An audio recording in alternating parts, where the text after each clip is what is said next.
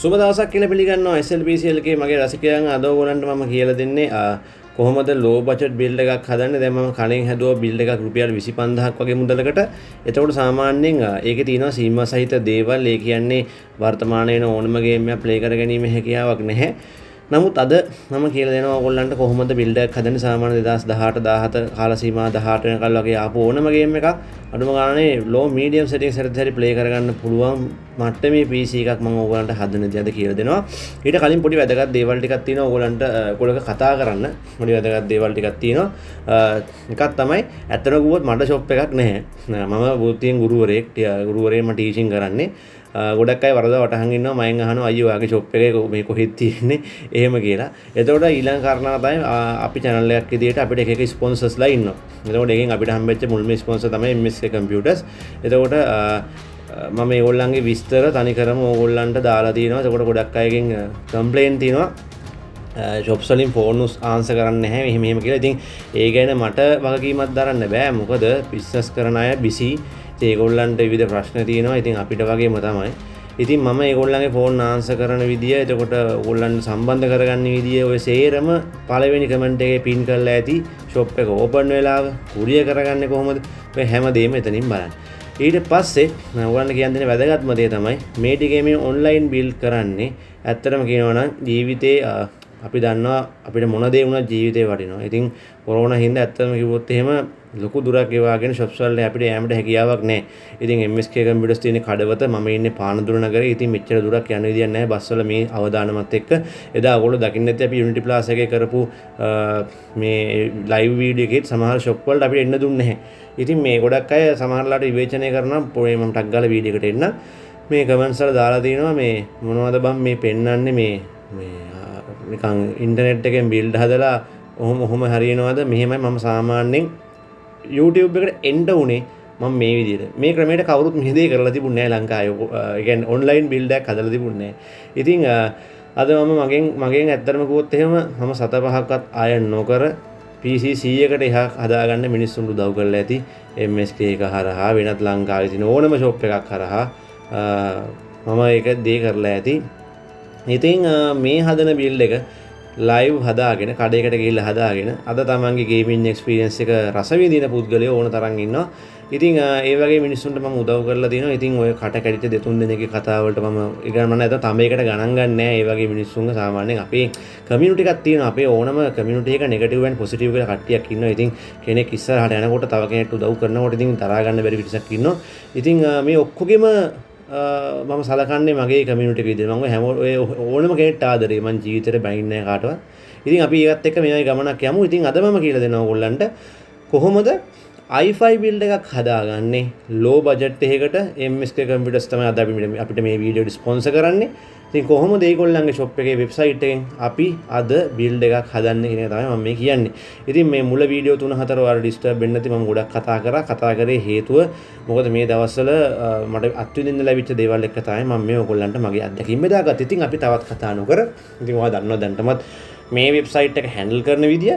ඉතින් use items තියෙන මෙන්න මෙතෙන්ට එන්න. මෙතනින් use items store ගන්න පුළුවන් ඔයාට. මම ඒක මට සමාව වෙන්න මම දැන් මේ Magnificent එක on කරන්නම්. මොකද මේ Android වලින් ගොඩක් අපිත් එක්ක සම්බන්ධ වෙන මගේ community එක තමයි Android වලින් සම්බන්ධ වෙන ගොඩක් community එකක් මට ඉන්නවා. ඉතින් ඒගොල්ලන්ට වෙනුවෙන් තමයි මම මේ හැම වෙලේම මේක දාලා මම මේ ඕගොල්ලන්ට පෙන්නන්න නැත්තම් PC එකකින් නම් යනකොට මේක පේනවා. ඉතින් මෙන්න මෙතන තියෙනවා use items. මෙතනින් ඔයාට පහසුවෙන්ම ගියාම use items දර්ශනය වෙනවා. ඉතින් මෙතනින් මුලින්ම අපි තෝරගමු processor එක. ඉතින් processor එක මම අද දාන්න හිතන් ඉන්නේ i5 second gen. ඉතින් මේක Sandy Bridge පවුලේ තමයි මේක අයිති වෙන්නේ. ඉතින් ගොඩක් performance කරන්න පුළුවන් processor එකක් තමයි i5 second gen එක. ඉතින් මෙන්න මේ විදිහට තමයි i5 second gen එක තියෙන්නේ. රුපියල් 2400ක් වගේ මුදලක් මේ i5 2400 2400 තමයි මේක මොඩල් එක. රුපියල් 6500ක මුදලක් තමයි මේක වෙන්නේ. ඉතින් ඔයාලට දැක් ගන්න පුළුවන් 3.1 GHz. එතකොට මෙතන තියෙන processor ගැන විස්තර 3.1 GHz. එතකොට cores 4ක් සහ threads 4කින් තමයි මේක අන්තර්ගත වෙන්නේ. ඉතින් මේක යොදා ගන්නවා අද අපේ බිල්ඩ් එකට. මොකද මේකෙන් ගොඩාක් ගේම්ස් ප්ලේ කරන ඇත්තටම දැන් කිව්වොත් එහෙම ඕගොල්ලෝ සමහර අඳුරනවත් දන්නේ මගේ WhatsApp group එකේ මේ admin set එකේ ඉන්න කෙනා අතීෂ් රුක්ෂාන් මගේ යාළුවා. එයා තාම පාවිච්චි කරන්නේ මෙන්න මේ i5 second gen processor එකක්. ඉතින් නොගහපු ගේම් එකක් නෑ. ඒ WhatsApp group එකේ ඉන්න ඕනනම් අහන්න. මම Call of Duty Warzone එකක් ගැහුවා. Warzone එකයි campaign mode එකයි දෙකම ගැහුවා 8GB RAM තියාගෙන මේ second gen processor එකේ high settings දාලා high medium settings දාලා එයා play කරා GTX 1050 2GB VG එක. ඉතින් මේ පරණ processors අපිට Intel ලගේ අන්න එකයි වැදගත්කම. ඉතින් Ryzen ලා තාම ඇවිල්ලා එච්චර කාලයක් නැහැ මාකට් එකට. AMD නෙමෙයි Ryzen processors. ඉතින් මේවා අවුරුදු ගානක ඉඳන් තියෙනවා. ඉතින් කිසිම ප්‍රශ්නයක් නැති superior processors තමයි මේවා. ඉතින් අපි මේක අපේ quotation එකට add කරගමු. අපේ quotation එකට මේක add කරගමු මෙන්න මේ විදිහට. right මෙතන මේ පරණ quotation එකක් තියෙනවා. මේ මම මේ කලින් හදපු build එක ඒක අපි cancel කරගමු. උගන්න මතක ඇති මේ පරණ quotation එකක් අපි හදපු ඒක එතනින් අයින් කරගන්න ඕනේ. මෙන්න මේ විදිහට ගිහිල්ලා මේ අර මම Ryzen එකනේ මගේ කලින් හදපු Ryzen build එක. ඒකේ තියෙන items මේ විදිහට අපි mining කරගෙන යමු.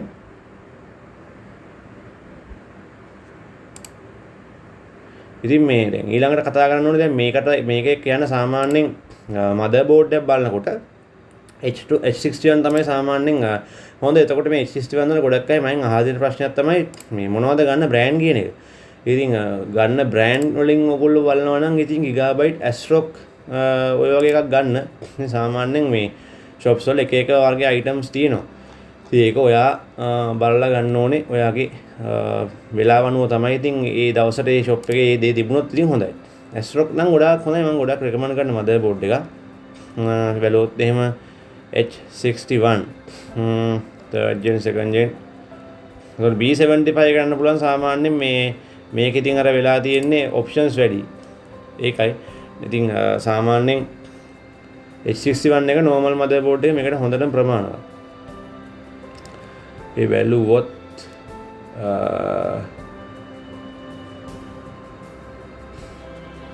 මේ හරිය තියෙන්න ඕනේ.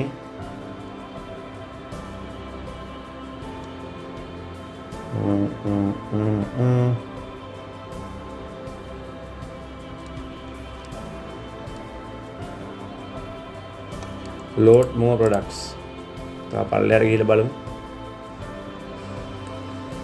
right අපිට හම්බුණා මෙන්න මේක තමයි motherboard එක.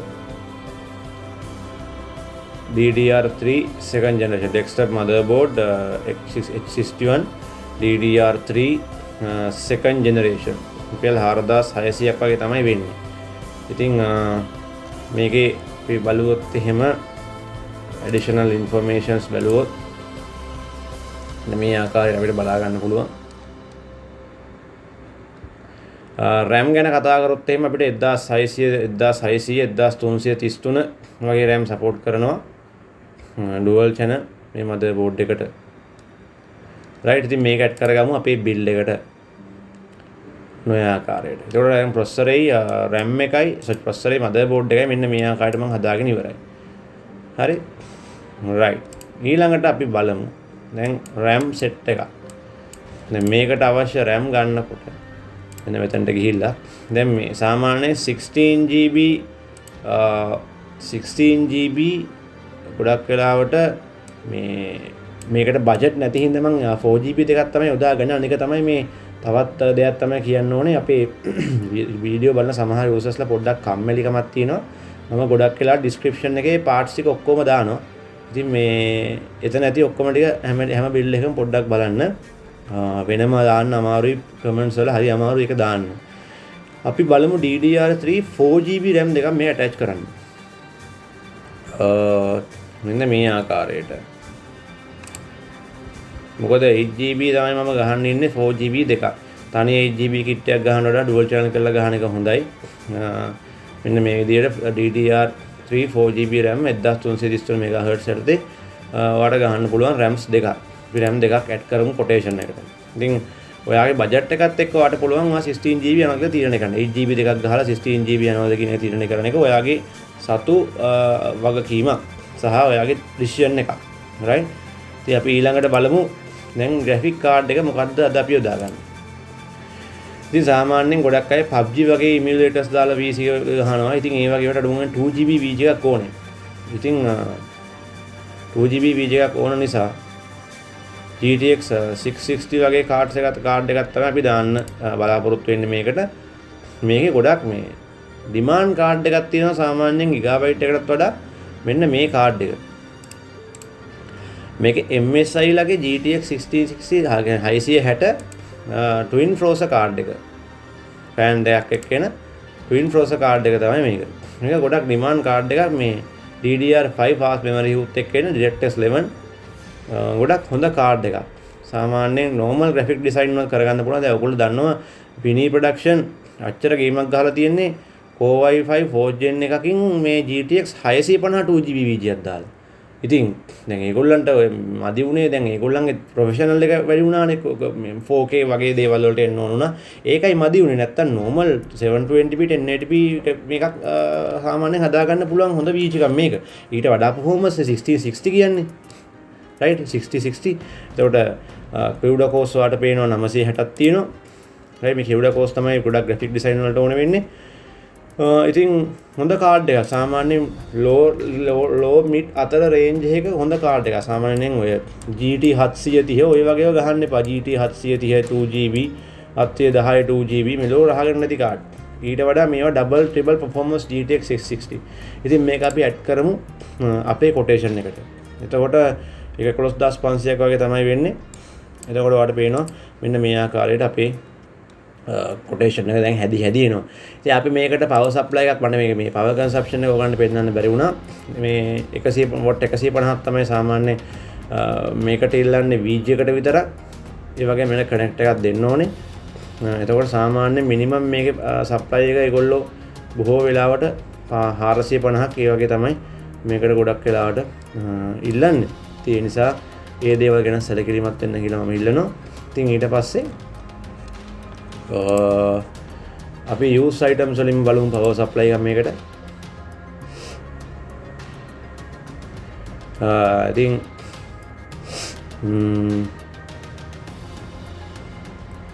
මේ 500 watt gaming power supply එකට මම එකපාර 6.2 තියෙනවා. නැත්තම් ඔයාලට ඉතින් 600 watt යන්න පුළුවන්. right මේක මෙතනටම quotation එක add කරලා දාමු. right ඒකත් add වුණා. එතකොට දැන් අපේ processor එක හරිය අපි බලමු මොනවද add කරගෙන තියෙන processor එක හරි motherboard එක හරි RAM දෙකක් හරි VGA card එක හරි supply එක හරි අපි දැන් hard එකක් අපි storage වලට යමු. normal 500GB එකක් තමයි මම add කරන්න ඉන්නේ.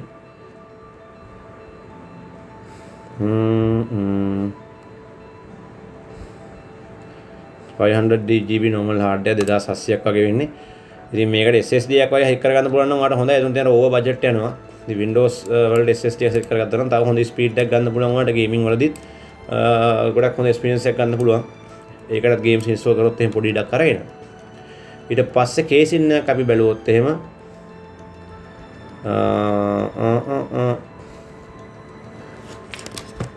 use casing කියලා එකක් නැහැ නේ. එතකොට ඔයාලා brand new casing එකම තමයි ගන්නෙ. use casing කියලා එකක් නැහැ. computer case මෙතන components වලින් ගිහලා ගන්න පුළුවන්. එතකොට අපි බලමු සාමාන්‍යයෙන් ඇඟට හොඳ budget එකක් budget casing set එකක්ම තිබුණා මේ website එකේ. මෙන්න මේක හොඳයි. එකක් නැත්තම් මෙන්න මේක හොඳයි.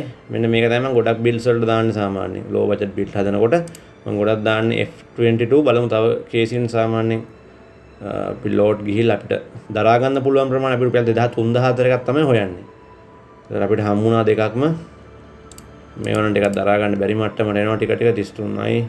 සාමාන්‍ය මේ NZ XT වල ගොඩක් මේ RGB support වල නැහැ. ඒගොල්ලෝ හිට ලස්සන විදිහට හදන්නේ ඒක RGB නේතුව. අපි මේ casing එක ගමු F22 එක. මේක ගොඩක් හොඳ casing එකක්. right මම මේක නේ ගොඩාක් වීඩියෝ වල ඔයගොල්ලොත් එක්ක කතා කරලා තියෙනවා. right ඉතින් එතකොට 35800ක් වගේ මුදලක් තමයි මේකට ඇඩ් වෙන්නේ. ඉතින් වර්තමානයේ කොහොමත් Windows දානකොට මේ සාමාන්‍යයෙන් pen එකක් තමයි use කරන්නේ. හරිද? ඉතින් දැන් CD වලින් Windows දාපු කාලේ ඉවරයි.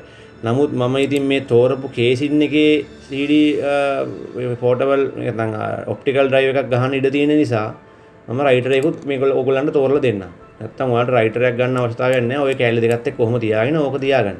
ඒතකොට 35ට බජට් එක හැදෙනවා. නමුත් මම ඉතින් එහෙම කරන්නේ නැහැ. මොකද මගේ උමනාව මගේ වීඩියෝ එක හරියට හදාගන්න නෙමෙයි මට ඕනේ. කෙනෙක්ට දෙයක් හරියට කරලා දෙන්න. මේ එතකොට අපි බලමු කොහෙන්ද ගන්නෙ.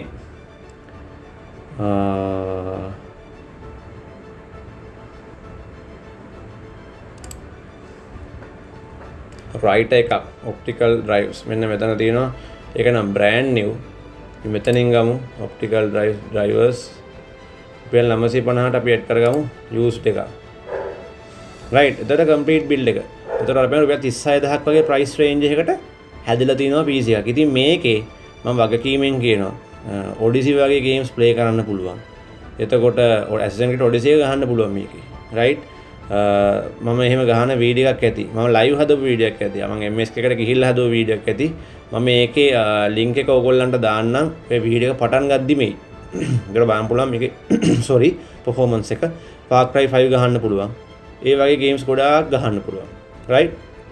ඉතින් මම හිතනවා ගොඩක් දෙයක් වෙයි කියලා. මොකද හැමෝටම සල්ලි නැහැනේ. මම හැමදාම කියන කතාවන්නේ.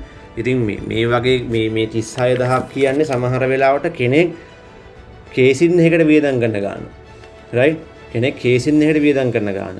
නැත්තම් කෙනෙක් VG එකට වියදම් කරන ගාන. එතකොට දුප්පත් කෙනෙක්ට සම්පූර්ණ කම්පියුටර් එකට වියදම් කරන ගාන. ඉතින් හැමෝම මිනිස්සු හැමෝටම ආශාවල් තියෙනවා. හැමෝටම බලාපොරොත්තු තියෙනවා. ඉතින් මේ හැමදාම මම මේ දේ කියන්නේ මේකයි. දැන් ගොඩක් අය මම කව ද්වේෂණය කරනවා නෙමෙයි. ගොඩක් අය මේ මැසේජ් දාලා තියෙනවා අපෝ මේවා PC බිල්ඩ් බං. මේ බලහන් මේ කුණු ගොඩවල්නේ. ආන්න අර අහවලාගේ PC බිල්ඩ්ස් බලපන්. අන්න අර අහවලාගේ මම නම කියන්නේ නැහැ. මොකද ඒ ඔය අහවලාගෙන පුද්ගලයා මම ගොඩක් ගරු කරන මිනිස්සෙක්. මේ සමහර වීවර්ස්ලා ඉන්නවා ඇත්තම ගෝත් එහෙම දුකයි. මම හැමෝටම කමියුනිටි එකක් වශයෙන් ආදරේ ගොඩක් ගරු කරනවා. මිනිස්සුන්ව කොටවන්න try කරනවා. ඉතින් මෙහෙම කියනවා රහවලා අන්න අර බ්‍රෝට හදපු PC එක බලන්න මෙහෙමයි. ඇත්තම කිව්වෝ සල්ලි තියෙන කෙනෙක්ට ඒ වගේ බිල්ඩ් එකකට ගියට අවුලක් නැහැ.